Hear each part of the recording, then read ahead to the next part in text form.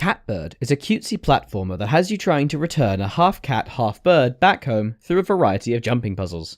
An adorable pixelated aesthetic demonstrates a poor kitty cat with bird wings getting knocked from its homeworld straight to another planet that is also, somehow, a cat.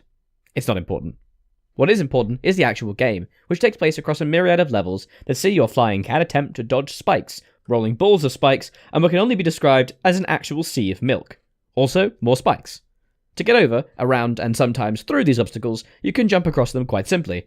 The bird part of the game's name comes into play by holding down the jump button when already in the air, which allows you to float gradually down while fluttering your adorable little wings. This allows you to achieve more airtime and ultimately reach a greater distance platform.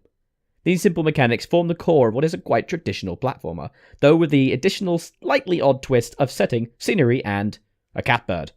With this kind of platformer, the gameplay tends to not be the main focus. Considering the standard was set years ago by such classics as Mario, most newer games simply need to rework the formula and integrate different puzzle designs. Most of the time, this is all that's really needed to make a new game of any lasting significance. What really makes the difference is the choice of aesthetic, the background and art style that provides the main feeling and emotion for the game. In this way, platforming games have the ability to create something for themselves, a different experience from all those that have come before. In that regard, Catbird has done phenomenally well. It is certainly an odd experience watching the visuals progress and the art style express itself, but the ultimate feeling is one of adventure and exploration, cutesy pixelation, meeting platforming goodness. The controls are extremely simple, with the left and right being on the left-hand side of the screen, with jump on the other. Everything else is just your setting up of timings of jumps, and the avoidance of horrible balls of death.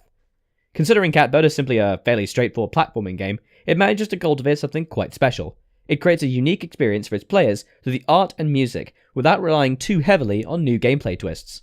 Normally, such a description would be a wholly negative thing. All new games need something new to succeed, right? But Catbird is that wonderfully singular game that doesn't need any new gameplay to give the player a new experience. It creates an environment to be enjoyed, both musically and aesthetically. For novelty's sake alone, Catbird is worth trying, just to experience the serenity of floating around rolling spike balls to gentle music and gorgeous 8-bit graphics.